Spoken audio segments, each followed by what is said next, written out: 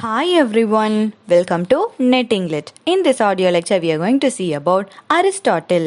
Aristotleோட life பற்றி முதல்ல பார்ப்போம். He was born in the year 384 BC. Greek kingdom அங்கே இருக்க மேசிடோனியா அந்த பிளேஸில் தான் அரிஸ்டாட்டில் பிறந்திருக்காங்க. இவங்களோட ஃபேமிலி நல்லாவே ஒரு வெல்த்தியான ஃபேமிலியாக தான் இருந்திருக்காங்க. அரிஸ்டாட்டில் அந்த மேசிடோனியாவிலேருந்து ஏத்தன்ஸ்க்கு ட்ராவல் ஆகி போகிறாங்க. படிக்கிறதுக்காக ஏத்தன்ஸ்க்கு போகிறாங்க. ஏத்தன்ஸில் தான் பிளேட்டோ இருக்காங்கல்ல, அவங்க ஸ்டார்ட் பண்ண அகாடமி அப்படிங்கிற ஸ்கூல் இருக்குது. அங்கே போயிட்டு பிளேட்டோக்கு கீழே தான் அரிஸ்டாட்டில் படிக்கிறாங்க. அங்கே போயிட்டு நிறைய சப்ஜெக்ட்ஸ் எல்லாம் படித்து முடிச்சதுக்கப்புறம் அதே ஸ்கூல்லையே லாஜிக், ரீசனிங், டிபேட் இது எல்லாத்தையும் டீச் பண்ணக்கூடிய ஒரு பர்சனாக அரிஸ்டாட்டில் இருந்திருக்காங்க. மறுபடியும் அவங்க இடம் இருக்குல்ல, அந்த மேசிடோனியா அது எல்லாமே கிரீக்கோட நார்த்தன் சைடில் இருக்குது. அந்த நார்த்தன் கிரீஸ்க்கு மறுபடி போகிறாங்க. அங்கே அலெக்சாண்டர் இருக்காங்கல்ல, அலெக்சாண்டர் த கிரேட், அவங்களுக்கு அரிஸ்டாட்டில் டியூட்டர் பண்ணியிருக்காங்க. ஸோ அரிஸ்டாட்டிலோட அடுத்த ஸ்டூடெண்ட் பார்த்தோம் அப்படின்னா அலெக்சாண்டர். நம்ம ஒரு ஆர்டரில் படித்தோம். முதல்ல சாக்ரேட்ஸ், பிளேட்டோ, அரிஸ்டாட்டில், தென் அரிஸ்டாட்டில் அலெக்சாண்டருக்கு டியூட்டர் பண்ணியிருக்காங்க. இதே ஞாபகம் வச்சுக்கோங்க. அலெக்சாண்டருக்கு டியூட்டர் பண்ணுறாங்க. தென் மறுபடியும் ஏத்தன்ஸ்க்கு ரிட்டர்ன் ஆகுறாங்க. ஏத்தன்ஸ்க்கு இவங்களோட ஓன் ஸ்கூலை ஸ்டார்ட் பண்ணுறாங்க. அரிஸ்டாட்டிலோட ஸ்கூலோட name peripatetic school. Peripatetic school. பிளேட்டோவோட ஸ்கூல் அகாடமி, அரிஸ்டாட்டிலோட school peripatetic school. Peripatetic school, peripatetic அப்படின்னா மீனிங் என்ன அப்படின்னா வாக்கிங்.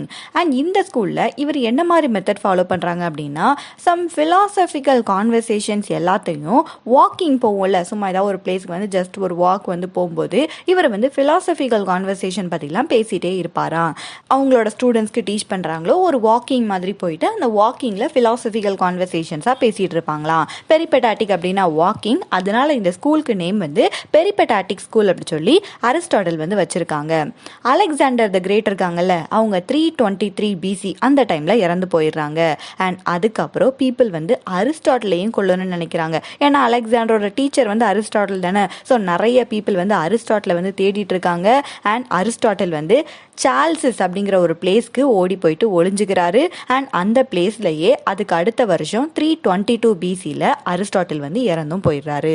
அண்ட் இதான் அரிஸ்டாட்டிலோட லைஃபாக இருக்குது. மேசிடோனியாவில் ஒரு வெல்த்தியான ஃபேமிலியில் பிறந்திருக்காங்க. பிளேட்டோவோட அகாடமியில் படித்து அங்கேயே ஒரு டீச்சராகவும் ஒர்க் பண்ணியிருக்காங்க. அலெக்சாண்டருக்கு டியூட்டர் பண்ணியிருக்காங்க. இவங்களோட own school peripatetic school start பண்ணியிருக்காங்க. பெரிபெட்டாட்டிக் அப்படின்னா வாக்கிங் போகும்போதே சொல்லி கொடுக்கறது தான் அரிஸ்டாட்டிலோட ஹேபிட்டாக இருந்திருக்கு.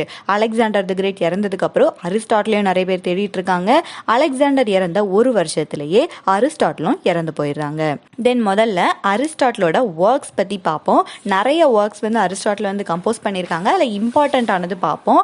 அதில் ஃபர்ஸ்ட் ஒர்க் என்ன அப்படின்னா பொயட்டிக்ஸ். அரிஸ்டாட்டிலோட ரொம்ப ஃபேமஸான ஒர்க் இந்த பொயட்டிக்ஸ் தான். இந்த பொயட்டிக்ஸில் முக்கியமாக ஈஸ்தட்டிக்ஸ் அப்படிங்கிற ஒரு தியரி பற்றி பேசியிருக்காங்க. ஈஸ்தட்டிக்ஸ் அப்படிங்கிறது ஃபிலாசபியில் இருக்க ஒரு பிரான்ச் தான். அண்ட் இந்த பிரான்ச் பியூட்டி பற்றி டீல் பண்ணும். ஈஸ்தட்டிக் சென்ஸ் அப்படி சொல்லுவாங்க. அப்படின்னா அழகுணர்ச்சி அப்படின்னு சொல்லி அர்த்தம். ஏதாவது ஒரு விஷயம் இருக்குது, அதை நீ பார்த்து அது அழகாக இருக்குது அப்படின்னு சொல்லி உனக்கு தெரிஞ்சுக்கிறதுக்கே ஒரு அழகுணர்ச்சி வேணும். அந்த ஈஸ்தட்டிக் சென்ஸ் வேணும்னு சொல்லுவாங்க. அந்த ஈஸ்தட்டிக்ஸ் கான்செப்ட் ஆஃப் பியூட்டி பற்றி தான் இந்த பொயட்டிக்ஸில் பேசியிருக்காங்க. இந்த ஈஸ்தட்டிக்ஸ் எப்படி லிட்ரேச்சரில் யூஸ் ஆகுது அப்படின்னா, ஏதாவது ஒரு விஷயம் நம்ம வாசிக்கும் போது நமக்கு அது என்ன கொடுக்கணும், ஒரு ப்ளஷர் கொடுக்கணும். அந்த ப்ளஷர் கொடுக்குதுல்ல, அதை தான் ஈஸ்தட்டிக்ஸ் அப்படி சொல்லி அரிஸ்டாட்டில் இந்த பொயட்டிக்ஸில் பேசியிருக்காங்க. ஒரு புக், ஒரு ட்ராமா எப்படி இந்த புக் அண்ட் ட்ராமாவை எந்த விஷயங்கள் ஒரு பியூட்டிஃபுல்லான விஷயமா மாற்றுது அதை பற்றி தான் பேசியிருக்காங்க.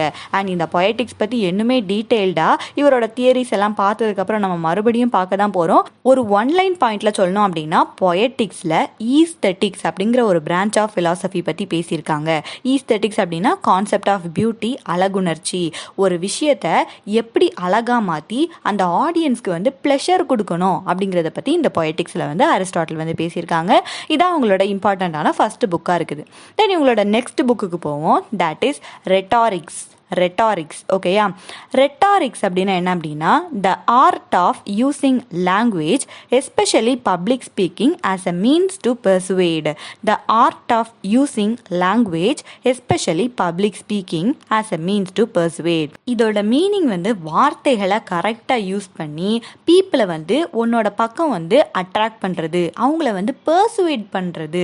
பெர்சுவேஷன் அப்படின்னா என்ன அப்படின்னா யாரோ ஒருத்தவங்களை வந்து நீ சொல்கிறது கரெக்டு தான் அப்படின்னு சொல்லி ஒத்துக்க வைக்கிறது, அதுதான் பெர்சுவேஷன் சொல்லுவோம். ஃபார் எக்ஸாம்பிளுக்கு வந்து இப்போ நீ வந்து ஒரு காலேஜில் படிச்சுட்டு இருக்கேன்னு வைங்களேன், நீ வந்து டூர் போகணுன்னு ஆசைப்படுற, உன்னோட ஃப்ரெண்டு வந்து இல்லை நான் வரலை அப்படின்னு சொல்லி சொல்கிறாங்க.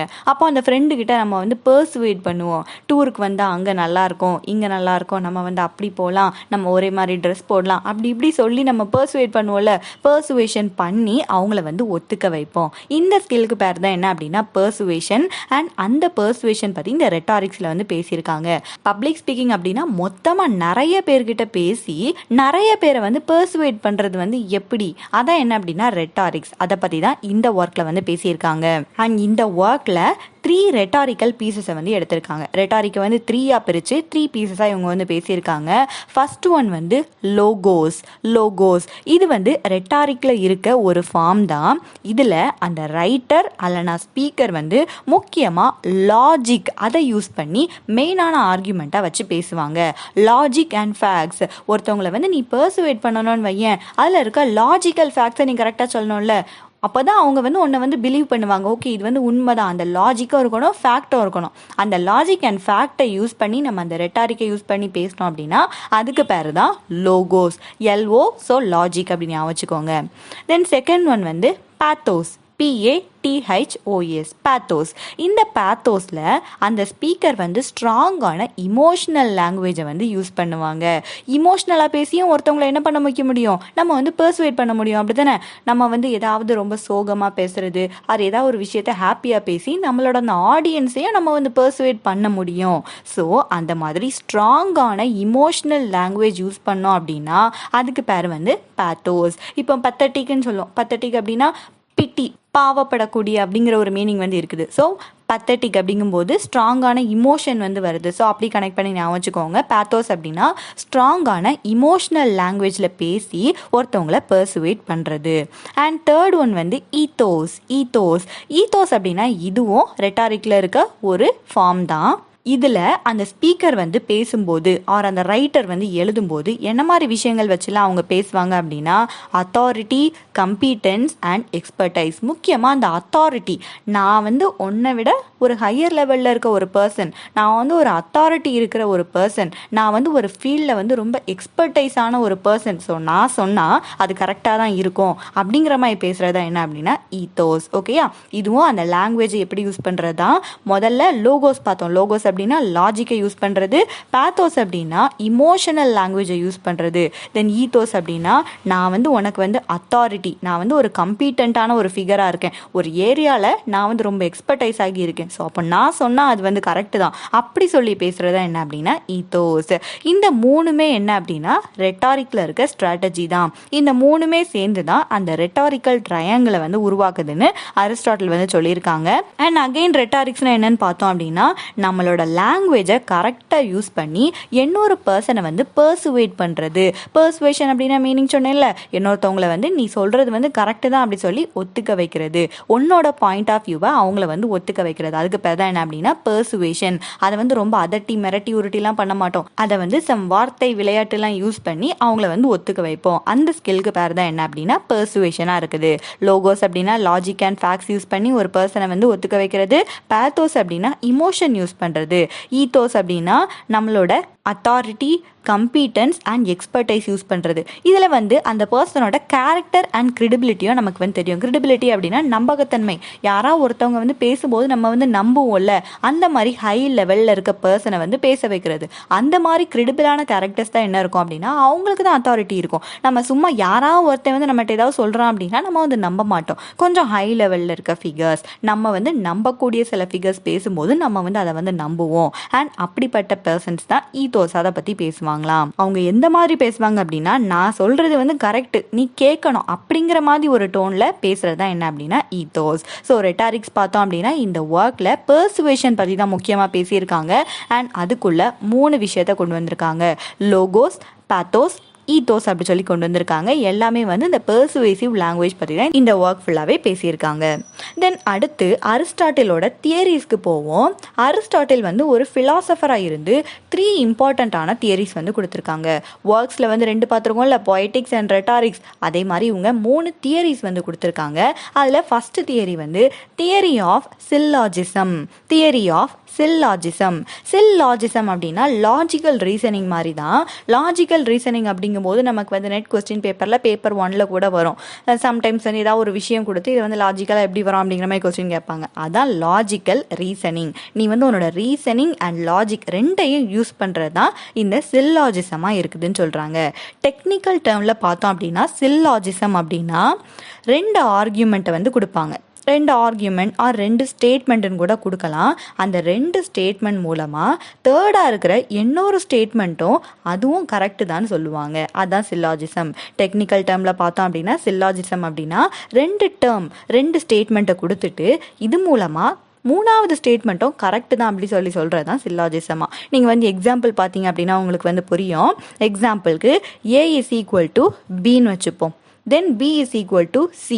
இந்த ரெண்டும் என்ன அப்படின்னா ஃபஸ்ட்டு 2 ஸ்டேட்மெண்ட்டு ஏயும் பியும் சமம், பியும் சியும் சமம். அப்போது ஆப்வியஸ்லி என்ன ஆகிரும், ஏயும் சியும் சமமாகிரும். ஓகேயா, ஃபஸ்ட்டு 2 ஆர்கியூமெண்ட்டை சொல்லி இதனால தேர்ட் ஆர்கியூமெண்ட் வந்து ட்ரூன்னு சொல்கிறது. இதுக்கு பேர் தான் சில்லாஜிசம். இன்னொரு எக்ஸாம்பிள் பார்ப்போம். Sam likes everyone in the class. சாம்க்கு கிளாஸில் இருக்க எல்லாருமே பிடிக்கும். சாரா இஸ் இன் த கிளாஸ். சாராவும் அந்த கிளாஸில் தான் இருக்காங்க. அப்போது தேர்ட் பாயிண்ட் என்னது, சாம் லைக் சாரா. ஓகேயா, இப்படி 2 ஆர்கியூமெண்ட்டை கொடுத்து 3வது ஆர்கியூமெண்ட்டும் இதிலிருந்து கரெக்டுன்னு சொன்னால் அதுக்கு பேர் சில்லாஜிசம். இந்த தியரியையும் நமக்கு வந்து அரிஸ்டாட்டில் வந்து கொடுத்துருக்காங்க. அவங்களோட நெக்ஸ்ட் தியரிக்கு போவோம். that is idea of causality. idea of causality. இந்த காசலிட்டியில் 2 ஈவெண்ட்ஸ்க்கு இடையில இருக்க ரிலேஷன்ஷிப் பற்றி பேசுகிறாங்க. முக்கியமாக காசஸ் பற்றி பேசுகிறாங்க. அதனால தான் இதுக்கு ஐடியா ஆஃப் காசலிட்டின்னு நேம் வந்து வச்சுருக்காங்க. ஒரு ஈவெண்ட் வந்து நடக்குது அப்படின்னா அதுக்கு வந்து நிறைய காசஸ் வந்து இருக்கும். அந்த 2 ஈவெண்ட்டோ ஏதோ ஒரு ஈவெண்ட்டோ நடக்கும்போது அந்த விஷயத்துக்கு பின்னாடி ஒரு காசு வந்து இருக்காது, நிறைய காரணங்கள் வந்து இருக்கும் அப்படி சொல்லி அரிஸ்டாட்டில் வந்து சொல்லியிருக்காங்க. ஒரு எக்ஸாம்பிள் பார்த்தா உங்களுக்கு வந்து புரியும். எக்ஸாம்பிளுக்கு why did the chicken cross the road? Chicken அப்படின்னா கோழி அப்படி சொல்லி நமக்கு வந்து தெரியும். எதுக்காக இந்த சிக்கன் வந்து ரோடை வந்து கிராஸ் பண்ணுது அப்படிங்கிறத ஒரு கொஸ்டினாக வச்சுருப்போம். அரிஸ்டாட்டிலோட காசலிட்டி இந்த பிலீஃப் படி என்ன அப்படின்னா இந்த சிக்கன் வந்து ரோடை கிராஸ் பண்ணதுக்கு நிறைய ரீசன்ஸ் வந்து இருக்கும். ஏன் அப்படின்னா அது கூட இருக்க எல்லா சிக்கன்ஸும் வந்து அந்த ரோடை வந்து ஃப்ளை பண்ணி போகுது ஆர் எல்ஸ் வாக் பண்ணி அதை வந்து கிராஸ் பண்ணுது. அதனால இந்த சிக்கனும் அந்த ரோடை வந்து கிராஸ் பண்ணுது. ஆர் எல்ஸ் இதுக்கு வந்து ஃபுட்டு ஏதாவது தேவைப்படுது, அதனால ஹங்கிரியா இருக்கிறதுனால ரோடை கிராஸ் பண்ணி வாக் பண்ணி அதர் சைடுக்கு ஃபுட்டுக்காக போகுது. இப்படி நிறைய ரீசன்ஸ் வந்து நம்ம கொடுக்கலாம், அப்படி தானே? அண்ட் இதை தான் என்ன சொல்றாங்க அப்படின்னா ஐடியா ஆஃப் காசலிட்டின்னு சொல்றாங்க. ஒரு விஷயம் நடக்குது அப்படின்னா அதுக்கு நிறைய காசஸ் வந்து நம்ம வந்து எடுக்கலாம். அந்த லாஜிக்கல் திங்கிங் படி பார்த்தோம் அப்படின்னா நிறைய காசஸ் வந்து இருக்கு அப்படி சொல்றது தான் இந்த ஐடியா ஆஃப் காசலிட்டி. தென் இவங்களோட நெக்ஸ்ட் தியரி போவோம். That is idea of mean. Idea of mean. Mean அப்படின்னா மிடில். 2 எக்ஸ்ட்ரீம்க்கு நடுவில் இருக்க அந்த மிடில் தான் நம்ம வந்து மீனுன்னு சொல்லுவோம். மேக்ஸில் கூட ஒரு சம் இருக்கும், மீனை வந்து கண்டுபிடிங்க அப்படி சொல்லிட்டு. ஸோ அதே மீனோட மீனிங் தான் இந்த மீன்லேயும் இருக்குது. மீன் அப்படின்னா மிடில், 2 எக்ஸ்ட்ரீம்க்கு நடுவில் இருக்க மிடில். அரிஸ்டாட்டில் நமக்கு சொல்கிறாங்க, நம்ம ஒரு பர்சன் ஒரு வர்ச்சுவஸான லைஃப்பை வந்து லீட் பண்ணணும் அப்படின்னா அந்த பர்சன் வந்து மாடரேஷனில் தான் வாழணும். அவன் வந்து ரொம்ப வயசாகவும் போகிடக்கூடாது, ரொம்ப வர்ச்சுவஸாகவும் இருக்கக்கூடாது. இந்த 2க்கும் நடுவில் தான் இருக்கணும். வயசாக இருந்தாலும் சரி, வர்ச்சுவாக இருந்தாலும் சரி, எக்ஸ்ட்ரீம் ஃபார்முக்கு போனோம் அப்படின்னா அது 2மே நமக்கு வந்து பிரச்சனை தான் கொடுக்கும். ஸோ ஒரு மேன் வந்து இந்த மாடரேஷன் அந்த சென்டரில் தான் வாழணும், மிடில் தான் வாழணும் அப்படி சொல்லி ஒரு தியரி கொடுத்துருக்காங்க. அதான் ஐடியா ஆஃப் மீன். மேன் வந்து எந்த எக்ஸ்ட்ரீம்க்கும் போகாமல் அந்த மாடரேஷன் ஆர் மிடில் பாயிண்டில் கரெக்டாக வந்து வாழணும். நீதர் வைஸ் நா வர்ச்சு. அதான் இந்த ஐடியா ஆஃப் மீனில் அரிஸ்டாட்டில் வந்து பேசியிருக்காங்க. தென் இவங்களோட நெக்ஸ்ட் ஒரு கான்செப்டுக்கு போவோம். Aristotle and how he criticises Plato's views on poetry. Aristotle and how he criticises Plato's views on poetry. நம்ம லாஸ்ட் ஆடியோ லெக்சரில் பார்த்துருப்போம். பிளேட்டோ வந்து அவங்களோட ஒப்பீனியன் அபவுட் பொயட்ரி வந்து கொடுத்துருப்பாங்க. பிளேட்டோ வந்து பொயட்ரி வந்து எனக்கு வந்து பிடிக்காது அப்படிங்கிற மாதிரி 4 ரீசன்ஸ் வந்து கொடுத்துருக்காங்க. அண்ட் இந்த இதில் அரிஸ்டாட்டில் வந்து அதை படிச்சுட்டு அந்த பிளேட்டோவோட ஒப்பீனியன் இருக்குல்ல அதை எல்லாத்தையும் டிஃபெண்ட் பண்ணுறாங்க. பொயட்ரியை டிஃபெண்ட் பண்ணி பேசுகிறாங்க அரிஸ்டாட்டில். அதான் இந்த கான்செப்டில் வந்து பேசுகிறாங்க. பிளேட்டோ வந்து எனக்கு பொயட்ரி பிடிக்காது அப்படிங்கிறதுக்கு வந்து 4 ரீசன்ஸ் வந்து கொடுத்தாங்க. அரிஸ்டாட்டில் வந்து பிளேட்டோவோட தியரியில் வந்து அக்ரி பண்ணலை. ஸோ பிளேட்டோ வந்து ராங்குன்னு சொல்லி ப்ரூவ் பண்ணுறதுக்காக பொயட்ரிக்கு டிஃபெண்ட் பண்ணி அவங்களோட ஐடியாஸ் எல்லாம் கொடுத்துருக்காங்க. ஃபர்ஸ்ட் ஒன் பார்ப்போம். ஃபர்ஸ்ட் வந்து பிளேட்டோ சொன்னது பார்ப்போம். Plato said poetry or art is an imitation and it is டிசெப்டிவ்னு சொல்லியிருக்காரு. பிளேட்டோ சொன்னாங்க ஆர்ட் ஆர் பொயட்ரி வந்து ஒரு இமிட்டேஷனாக இருக்குது. அந்த சேர் எக்ஸாம்பிள் வச்சுலாம் சொன்னாங்கல்ல அந்த பாயிண்ட் தான். ஆர்ட் வந்து ஒரு இமிட்டேஷனாக இருக்குது. ஸோ அது வந்து டிசெப்டிவ், ஏமாற்றக்கூடியது அப்படி சொல்லி பிளேட்டோ வந்து அவங்களோட முதல் பாயிண்ட்டை கொடுத்துருக்காங்க. அரிஸ்டாட்டில் இதுக்கு இப்போ டிஃபெண்ட் பண்ணி பேச போகிறாரு. அரிஸ்டாட்டில் சொல்கிறாங்க பொயட்ரி வந்து இமிட்டேஷன் தான், பட் அது ஜஸ்ட் அப்படியே பார்த்து காப்பி அடிக்கிறது வந்து பொயட்ரி கிடையாது. இமிட்டேஷனாக இருக்குது, பட் இருந்தாலும் ஃபுல்லாக அப்படியே நாங்கள் வந்து பார்த்து வந்து காப்பி அடிக்கிறது வந்து கிடையாது. அந்த பொயட்ரியோட அந்த இமிட்டேஷனை வந்து இமேஜினேட்டிவ் ரீக்ரியேஷன்னு சொல்கிறாங்க. Imaginative recreation. இப்போ ஒரு பொயட் ஒரு விஷயத்தை பார்த்து எழுதுறாங்க அப்படின்னா அதில் இருக்க விஷயத்தை அப்படியே எழுத மாட்டாங்க. ஒரு பிளான்ட்டை பற்றி எழுதுறாருன்னு வைங்களேன். அந்த பிளான்ட் பக்கத்தில் உட்காந்துருக்காங்க. அந்த பிளான்ட்டில் இத்தனை இலை இருக்குது, அது வந்து மண்ணில் இருக்குது, இத்தனை ஃபீட் ஹைட்டில் இருக்குது, அப்படி எழுத மாட்டாங்க. அவங்களோட இமேஜினேஷனை யூஸ் பண்ணுவாங்க. இமேஜினேஷனை யூஸ் பண்ணி அந்த பிளான்ட்டை வேறு ஏதாவது விஷயம் கூட கம்பேர் பண்ணுவாங்க.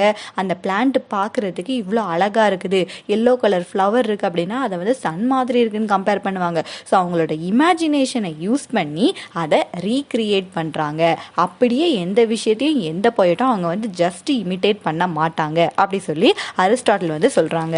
இந்த ஃபிசிக்கல் வேர்ல்டில் இருக்க அந்த திங்ஸ் எல்லாத்தையுமே இந்த பொயட்ஸ் வந்து ஒரு எக்ஸாம்பிள் மாதிரி எடுத்துக்கிறாங்க. எடுத்துக்கிட்டு அதிலிருந்து புதுசான விஷயத்தை வந்து கொடுக்குறாங்க. ஸோ பொயட்ஸ் பண்ணுறது வந்து ஜஸ்ட் காப்பியிங் கிடையாது, அது வந்து இமேஜினேட்டிவ் ரீக்ரியேஷன். உலகத்தில் இருக்க விஷயத்தை பற்றி தானே போயம்ஸ் எழுத முடியும். ஸோ அதை எடுத்துக்கிட்டு அவங்களோட இமேஜினேஷன் மூலமாக அந்த விஷயத்தை வந்து ரீக்ரியேட் பண்ணுறாங்க. தென் இதே கான்செப்டில் பொயட்ரியை வந்து மியூசிக்கு அரிஸ்டாட்டில் வந்து கம்பேர் பண்ணியிருக்காங்க. ஃபர்ஸ்ட் வந்து பெயிண்டிங் எடுத்துப்போம். பெயிண்டிங்கை வந்து இமிட்டேட் பண்ணி வரைகிறாங்க அப்படின்னா அதே மாதிரி வரைவாங்க. ஸோ ஃபார்ம், கலர் எல்லாமே ஒரே மாதிரி இருக்கும். பட் மியூசிஷியன்ஸ் வந்து இமிட்டேட் பண்ணும்போது அந்த ரிதம் அண்ட் ஹார்மனி அதை எல்லாத்தையும் இமிட்டேட் பண்ணாலும் அது வந்து நமக்கு வந்து ஒரு டிஃப்ரெண்ட்டான ஒரு எக்ஸ்பீரியன்ஸை வந்து கொடுக்கும். ஃபார் எக்ஸாம்பிள் இப்போ மியூசிக்கில் சொல்லுவாங்கல்ல, அதில் வந்து ஒரு 7 ஸ்வரம் தான் இருக்குன்னு சொல்லுவாங்க. பட் அதையே மாற்றி மாற்றி டிஃப்ரெண்ட்டான ரிதம் அண்ட் ஹார்மனி வந்து அந்த மியூசிஷியன்ஸ்னால கொடுக்க முடியும். ஒவ்வொரு பாட்டையும் டிஃப்ரெண்ட்டாக அவங்களால கம்போஸ் பண்ண முடியும். அதே மாதிரி தான் பொயட்ரியும் மியூசிக் மாதிரியே இருக்குது. இந்த பொயட்ரிலையும் ரிதம் அண்ட் ஹார்மனியை வந்து யூஸ் பண்ணி அவங்க புதுசாக ஒரு விஷயத்தை வந்து டெலிவர் பண்ணுறாங்க. இருக்கிறது ஒரே விஷயம் இருந்தாலும் அந்த விஷயத்தை கொஞ்சம் டிஃப்ரெண்ட்டான ரிதம் அண்ட் ஹார்மனியில் வந்து இந்த பொயட்ஸ் வந்து டெலிவர் வந்து பண்ணுறாங்க.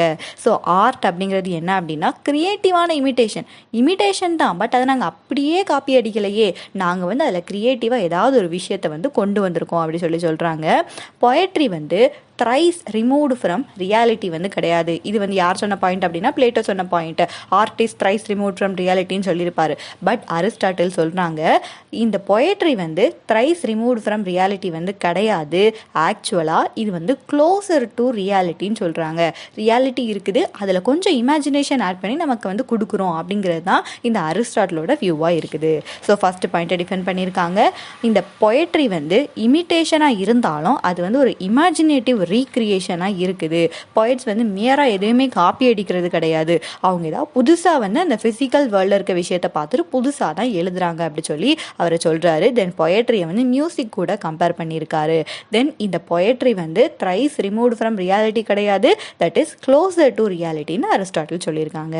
தென் செகண்ட் பாயிண்டில் பிளேட்டோ என்ன சொல்லியிருப்பாங்க அப்படின்னா poetry encourages passion and emotion to rule over our இன்டலெக்ட்னு சொல்லியிருப்பாங்க. இந்த பொயட்ரி ஆர்டிஸ்டிக் ஃபார்ம் வந்து நம்மளோட பேஷன் அண்ட் இமோஷனை வந்து நமக்கு வந்து தூண்டி விடுறது மூலமாக நம்மளோட இன்டலெக்சுவல் பவர், அந்த நாலேஜ், அந்த பவர் வந்து குறைக்கும் அப்படிங்கிற மாதிரி பிளேட்டோ சொல்லியிருப்பாங்க. ஸோ அரிஸ்டாட்டில் அதுக்கு என்ன டிஃபெண்ட் பண்ணுறாருன்னு பார்ப்போம். அரிஸ்டாட்டில் சொல்கிறாரு பேஷன் அண்ட் இமோஷன், இந்த ரெண்டு பார்த்தோம் அப்படின்னா எல்லா விஷயத்துலையுமே நமக்கு வந்து பேஷனும் இருக்கும், இமோஷனும் இருக்கும். இது வந்து நம்ம வந்து ஒரு புக்கு படிக்கிறதுனால அந்த ஆர்டிஸ்டிக் ஃபார்ம் மேலே தான் பேஷன் அண்ட் இமோஷன் வந்து இருக்கும்னு சொல்ல முடியாது.